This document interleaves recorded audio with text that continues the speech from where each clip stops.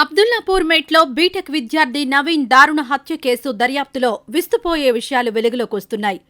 ఇప్పటివరకు ఈ కేసుకు సంబంధించి పోలీసులు హరిహర కృష్ణతో పాటు అతడి గర్ల్ ఫ్రెండ్, స్నేహితుడు హసన్ని కూడా అదుపులోకి తీసుకున్నారు.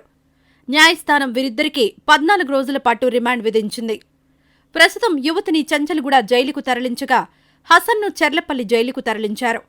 ఇక నవీన్ను నమ్మించి అత్యంత దారుణంగా హత్య చేసిన హరి అతడి శరీర భాగాలను వేరుచేసి వాటిని కాల్చేశాడు. దాంతో మృతదేహం గుర్తుపట్టరాని విధంగా మారింది. కాకపోతే నవీన్ చేతిమీద ఉన్న టాటూ ఆధారంగా ఆ మృతదేహం అతడిదే అన్న సమాచారం తెలిసింది.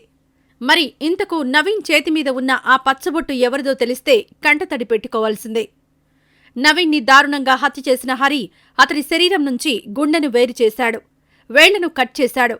తన మనసులో ఉన్న కసినంతా నవీన్ మృతదేహం మీద చూపాడు.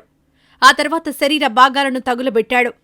ఇక నవీన్ మృతదేహం గుర్తుపట్టలేనంత దారుణంగా తయారైంది. ఈ క్రమంలో నవీన్ చేతిమీద ఉన్న పచ్చబొట్టు కారణంగా ఆ మృతదేహం అతడిదే అని అర్థమైంది. నవీన్కు తల్లి అంటే ఎంతో ప్రేమ.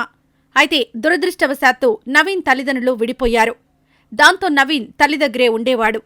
ఈ క్రమంలో తల్లి మీద తన ప్రేమకు గుర్తుగా చేతిమీద అమ్మ అని పచ్చబొట్టు వేయించుకున్నాడు. దాన్ని చూసి ఆ మృతదేహం నవీన్దే అని గుర్తించారు. నవీన్ను అంత దారుణ స్థితిలో చూసిన అతడి తల్లిదండ్రులు గుండెలు బాదుకుంటున్నారు. బిడ్డా, నిన్ను ఇలా చూస్తామనుకోలేదు కదరా, ఎంత సక్కగుండేటోడివి, ఇలా పాట్లుగా అయ్యావు, నీకు ఎంత కష్టమొచ్చిందిరా అంటూ ఏడుస్తున్నారు. నవీన్ తన తల్లిని ఎంత ప్రేమించాడో ఆ యువతిని కూడా అదేవిధంగా ప్రేమించాడు. కాని ఆమె మాత్రం అతడి ప్రాణాలు తీసింది. ఇంతలా ప్రేమించిన వ్యక్తిని చివరకు అత్యంత దారుణంగా అతడి తల్లిదండ్రులు గుర్తుపట్టలేని విధంగా హత్య చేయించింది. తల్లితో సమానంగా ప్రేమించే వ్యక్తిని ఇంత దారుణంగా చంపించడానికి నీకు మనసెలా వచ్చింది? దీనివల్ల నువ్వు ఏం బాగుపడ్డావు? జైలు పాలై నీ జీవితాన్ని కూడా నాశనం చేసుకున్నావు కదా అంటున్నారు నవీన్ మిత్రులు.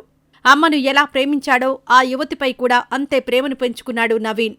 కాని యువతి మాత్రం ఇంతటి దారుణానికి కారకురాలైంది.